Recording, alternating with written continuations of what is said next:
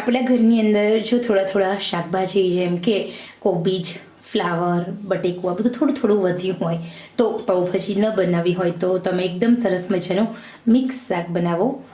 કુકરમાં હું બનાવું છું એવી રીતે રેસીપી પૂરી જો, સ્ટેપ બાય સ્ટેપ જો, બહુ ટેસ્ટી બને છે. પરાઠા, ભાખરી અને રોટી સાથે આ સબ્જી ખૂબ સરસ લાગે છે. ચલો જોઈએ રેસીપી. મિત્રો, ચેનલ મારી નવી છે, નાની છે. આપ સૌના સાથ સહકારથી ધીરે ધીરે આગળ વધી રહી છું. આશા રાખું છું આપ સૌનો સાથ સહકાર મને દિલથી મળશે. હેલો ફ્રેન્ડ્સ, હું છું તૃપ્તિ. આજે આપણે સરસ મજાનો મિક્સ શાક, અત્યારે શિયાળામાં તમે સબ્જી લાવતા હોય અને જો બધી સબ્જી થોડી થોડી વધેલી હોય તો સરસ મજાનું મિક્સ શાક બનાવી લો. અહીંયા આપણે મિક્સ શાક બનાવવા માટે જેટલું ઘરમાં શાક હોય એ જ લીધું છે. એક બટેકું લેવાનું, કોબીજ લેવાની એક વાટકો અને થોડું ફ્લાવર, સાથે લસણ અને ટામેટાં. તો અહીંયા તમે રીંગણ એડ કરી શકાય છે, લીલા વટાણા, લીલી તુવેર. શિયાળામાં મળતા બધા જ શાકભાજીમાંથી તમે સરસ મજાની આ મિક્સ શાકની રેસીપી બનાવી શકો છો. તો સૌથી પહેલાં અહીંયા તો મેં બધા જ શાકભાજી થોડા થોડા મારા પાસે હતા તે બધા જ સમારી લીધા છે. નવી નવી રસોઈ શીખતી મારી વહાલી બહેનો માટે આ સરસ મજાની રેસીપી છે.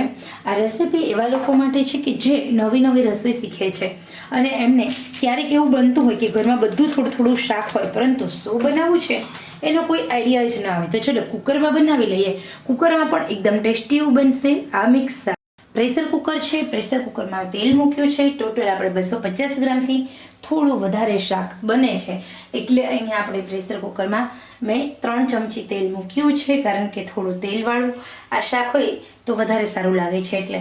તો અહીંયા આપણે 3 ચમચી તેલ ગરમ કરવા મૂક્યું છે. આ શાક આપણે જીરામાં વઘારીશું. ખરેખર જીરામાં વઘારેલો આ શાકનો ટેસ્ટ ખૂબ સારો હોય છે. હવે આપણે થોડી હિંગ ઉમેરી દેવાની છે. હિંગ ઉમેર્યા પછી એડ કરશું લસણ. આપણે જે પણ લસણ ફોલીને રાખ્યું હોય 2 થી 3 કળી એને આપણે તરત ખાંડી લેવાની છે. આ શાકમાં લસણ એકદમ તાજું અને ફ્રેશ ઉમેરવાનું છે. હવે આપણે એમાં હળદર ઉમેરવાની છે. હળદર ઉમેર્યા પછી લસણ ઉમેરી તરત હળદર ઉમેરવાની અને હળદર ઉમેર્યા પછી આપણે એમાં બધી જે સમારીને રાખેલી શાકભાજી ઉમેરી દેવાની છે. અહીંયા આપણે બધી શાકભાજી ધોયા પછી સમારેલી છે મેં, કારણ કે જો પાણીમાં પલાળીએ એમ કે સમારીશું ને શાક તો એને બધા જ પોષક તત્વો નાશ પામતા હોય છે. એટલે આપણે બધું શાકભાજીને પહેલાં પુષ્કળ પાણીએ ધોઈ લેવાનું અને એ પછી એને સમારવાનું છે. બધું સબ્જી એડ કર્યા પછી નમક ઉમેરવાનું છે. નમક એડ કર્યા પછી લાલ મરચું ઉમેરીશું ટેસ્ટ અકોર્ડિંગ.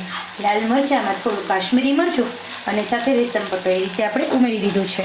હવે આપણે ધાણા જીરું ઉમેરીશું અને સાથે સાથે ગરમ મસાલો ટેસ્ટ અકોર્ડિંગ ઉમેરીશું આપણે. ગરમ મસાલામાં તમે કોઈ પણ મસાલો ઉમેરી શકો છો અને થોડું કાચું જીરું ઉમેરવાથી પાચન તંત્ર તમારું મજબૂત થશે અને શાકભાજી એકદમ પચી જશે. તો આમ તો લીલા શાકભાજી પચી જતા હોય છે, પરંતુ કાચું જીરું ઉમેરવાથી તમારા ખાધેલા ખોરાકનું એકદમ પાચન થાય છે અને શાકમાં મીઠાશ આવે છે. તો કોબીજનું શાક હોય ને એ રાઈમાં ઓછું વઘારવાનું, કાં જીરામાં ને કાં હિંગમાં જ વઘારવાનું અને એનો વઘાર હંમેશા લસણથી કરવાનો, એટલે બહુ સરસ રીતે તમારી આ શાક બને છે. તો હવે અહીંયા આપણે સરસ મજાના આપણા બધા વેજીટેબલ છે અને મસાલાને 1 મિનિટ સુધી ચડવા દેવાના છે. ખાસ તેલમાં સાંતળવાના, કારણ કે તો જ આ શાક આપણું વધારે ટેસ્ટી બનશે, સારું બનશે. હવે પાણી ઉમેરવાનું. 1 મિનિટ જેવું થાય ને બધા શાકમાં પ્રોપર રીતે સંતળાય એટલે પાણી કેટલું ઉમેરવું લીલા શાકમાં એ પ્રશ્ન છે. તો આ શાકની અંદર પુષ્કળ પ્રમાણમાં પાણીનો ભાગ હોય જ, એટલે પાણી હંમેશા ઓછું ઉમેરવાનું. જેમ ઓછા પાણીએ શાક ચડશે ને એમ વધારે ટેસ્ટી બનશે. એટલે અહીંયા આપણે અડધી વાટકી પાણી ઉમેરવાનું છે, વધારે પાણી નથી ઉમેરવાનું. આ શાક આપણે કોરું બનાવવાનું છે એટલા માટે. અને હવે આપણે કુકરનું લીડ બંધ કરીશું. લીડ બંધ કરશું અને પછી આશરે આપણે 2.5 સીટી થવા દે. 2 આપી અને 1 ત્રીજી સીટી બોલે એટલે આપણે ગેસ બંધ કરી દેવાનો. ઓકે, ગેસની આંચ આપણે એકદમ સ્લો ટુ મીડિયમ રાખવાની છે. તો ચલો આપણે હવે 2.5 સીટી પછી જોઈએ.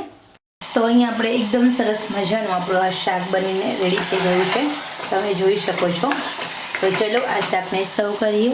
અહીંયા રેડી છે આપણું સરસ મજાનું ટેસ્ટી એવું મિક્સ વેજીટેબલ સબ્જી. તો ખરેખર આ ગુજરાતી કુકરમાં બનતું શાક એકવાર તમે બનાવો, ભાખરી, રોટી, પરાઠા સાથે ખૂબ સરસ લાગશે અને આપણા ઘરમાં વધેલું શાક હોય એ વપરાઈ પણ જશે.